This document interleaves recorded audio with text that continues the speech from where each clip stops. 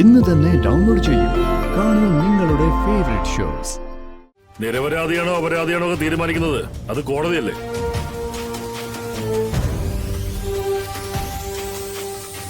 അവിടെ നിങ്ങളെ എത്തിക്കുക എന്നുള്ളത് മാത്രമാണ് എന്റെ ജോലി. സഹകരിച്ചില്ലെങ്കിൽ ഞങ്ങൾക്ക് ചിലപ്പോൾ ബലം പ്രയോഗിക്കേണ്ടി വരും.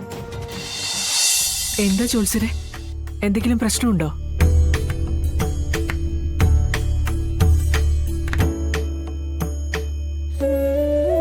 സത്യഭാമയും രാഘവൻ സാറും കുറച്ച് ഗൗരവമായി കേൾക്കേണ്ട കാര്യമാണ് ഞാൻ ഇനി പറയാൻ പോകുന്നത്.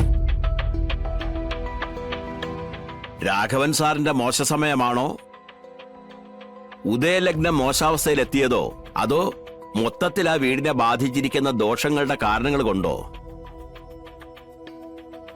എന്തായാലും ആരൂടെ മറഞ്ഞിരിക്കണു. ആരൂടെ മറഞ്ഞാ പിന്നെ പ്രശ്നവിധി ഇല്ലെന്നാണ് ശാസ്ത്രം. കാരണം അതിന് പ്രതിവിധിയുമില്ല. സാധാരണ ജ്യോത്സ്യന്മാര് ദക്ഷിണയും വാങ്ങി കവടിയും പൂട്ടി അങ്ങ് പോകും. പക്ഷേ എന്നെ നിങ്ങൾ വിളിച്ചു വരുത്തിയത് കവടിയും കഷത്ത് തിരികെ ദക്ഷിണ വാങ്ങി പോകാനല്ലല്ലോ.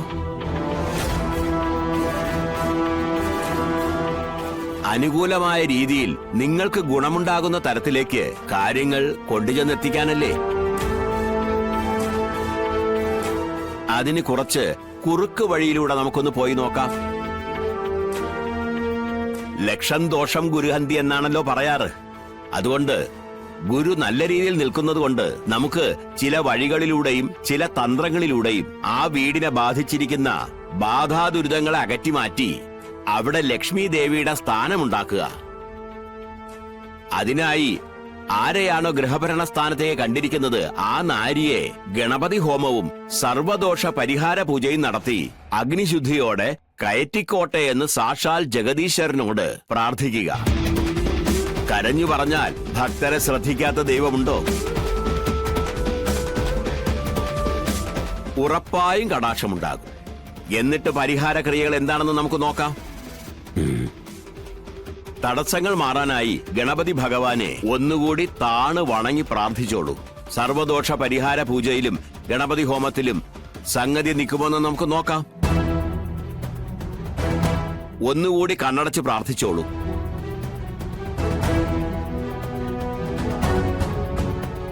ശംഭൂ മഹാദേവ ഓം.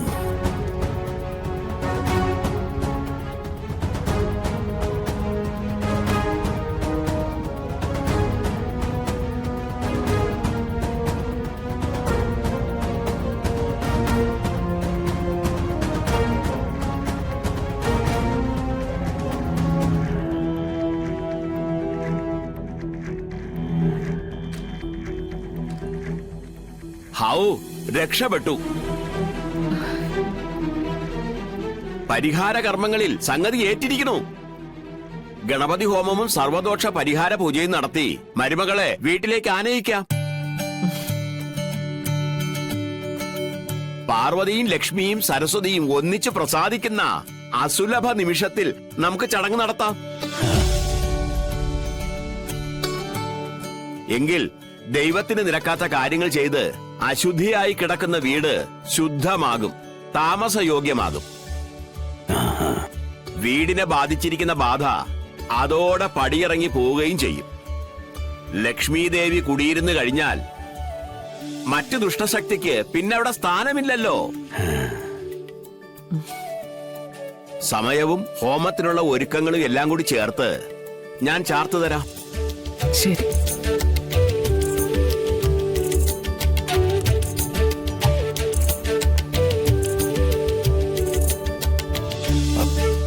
അല്ല ഭാമേ,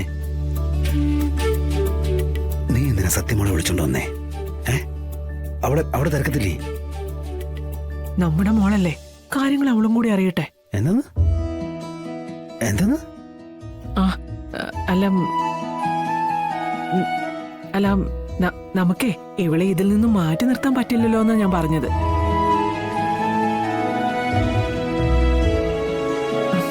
അവള് പപ്പിമോളുടെ ഫ്രണ്ട് അല്ലേ? അല്ല, ഇതൊക്കെ എങ്ങനെ നടക്കും? എന്ത് നടക്കണമെങ്കിലും ശാലിനി കുഞ്ഞ് വരണം. ഇല്ലെങ്കിൽ ഒന്നും നടക്കില്ല. എന്താ? ഏയ് ഒന്നൊന്നുമില്ല.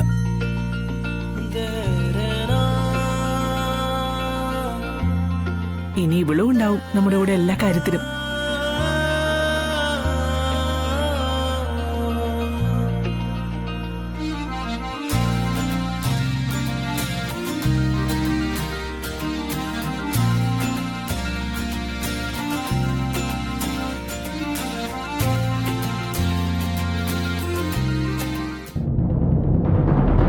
നസീറിനെ കൊന്ന കുറ്റത്തിന് നിങ്ങൾ രണ്ടുപേരെ അറസ്റ്റ് ചെയ്യാനാണ് ഞങ്ങൾ വന്നത്.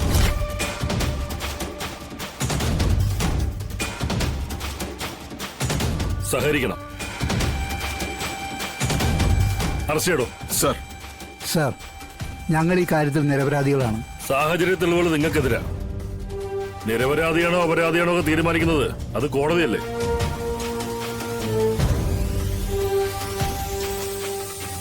അവിടെ നിങ്ങളെ എത്തിക്കുക എന്നുള്ളത് മാത്രമാണ് എന്റെ ജോലി. സഹകരിച്ചില്ലെങ്കിൽ ഞങ്ങൾക്ക് ചിലപ്പോൾ ബലം പ്രയോഗിക്കേണ്ടി വരും. നീ പേടിക്കണ്ട. നമ്മളൊരു കുറ്റവും ചെയ്തിട്ടില്ല എന്ന് നമുക്ക് ബോധ്യമുള്ള കാലത്തോളം ഇവർക്ക് നമ്മളെ ഒന്നും ചെയ്യാനാവില്ല. പിന്നെ നമ്മൾ തെറ്റുകാരല്ലെന്ന് നമ്മൾ തെളിയിക്കേണ്ടത് കോടതിക്ക് മുന്നിലാണ്, അല്ലാതെ ഇവരുടെ മുന്നിലല്ല. എന്തു വന്നാലും കൂടെ നിന്നോണം. കാര്യങ്ങളൊക്കെ ഞാൻ പറഞ്ഞോളാം. എന്താണോ ഒരു കുശുകുശുപ്പ്? എന്നാ നമുക്കങ്ങ് പോയാലോ? ഇതേ കളക്ടർ ഓഫീസിൽ നിന്ന് ഒതുങ്ങുന്ന വിഷയമല്ല. പിന്നെ താൻ തന്റെ ഭാര്യ വീട്ടിലേക്ക് വിരുന്നു പോകുന്നുമല്ല, പോകുന്നത് പോലീസ് സ്റ്റേഷനിലേക്കാ. അതിനെ ചില ചിട്ടവട്ടങ്ങളൊക്കെ ഉണ്ട്. വിലങ്ങ് കൂടെ കണ്ടിനെ. മാറി നിൽക്കാം അങ്ങോട്ട്.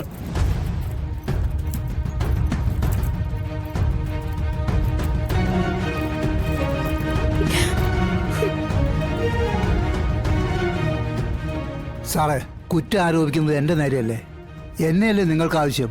ഇവളെ എന്തിനാ കൂടെ കൂട്ടുന്നത്? അവളെ ഒഴിവാക്കണം.